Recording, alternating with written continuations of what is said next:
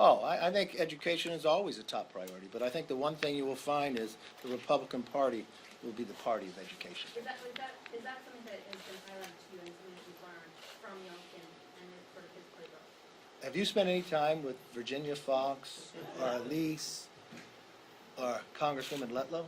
Do you know what their life has been and what they experienced? This isn't the first time we've been fighting and talking about education, right?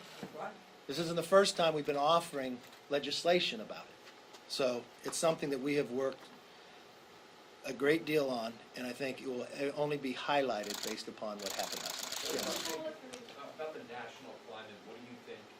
What does this tell you about the depth of seats that you could? That's a good question. If I was in the Democratic conference today, and you want to sheerly look at it from a political science point of view, if you're a Democrat and President Biden won your seat by 16 points, you're in a competitive race next year. You are no longer safe.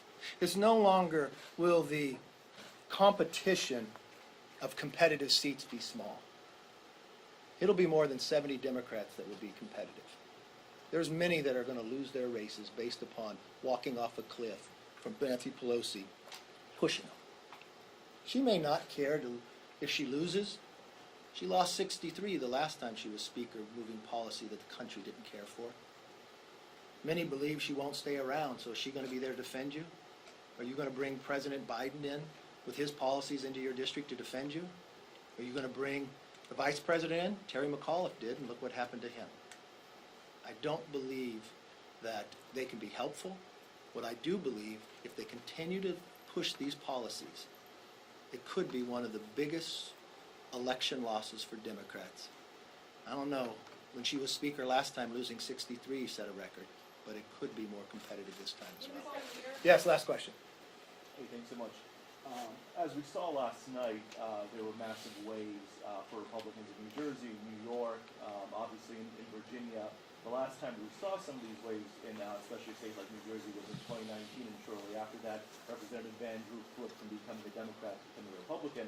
Are you having any conversations with some of these moderate Democrats who are kind of on the cusp of potentially losing their seats next year to come on over, especially those 5 moderate Democrats who are in opposition to the reconciliation bill as it stands and don't seem to really fit in with the majority of their caucus anymore? I remember sitting in this room one time and people kind of laughed at me when I said there were some Democrats who wanted to re-register Republican. And I believe the party is a big tent and everybody's welcome. Jeff Van Drew left a party that was in the majority and joined the minority. And he did it when the history was saying we were going to lose races and seats. And it was going to be competitive for him. He had a competitive race. But he did it because he said the party has left him. I think that discussion, and I know I've had that discussion with quite a few members on the other side. Don't be pushed to do something you don't believe in, because the policies are wrong. You've been reluctant right now, but join with us.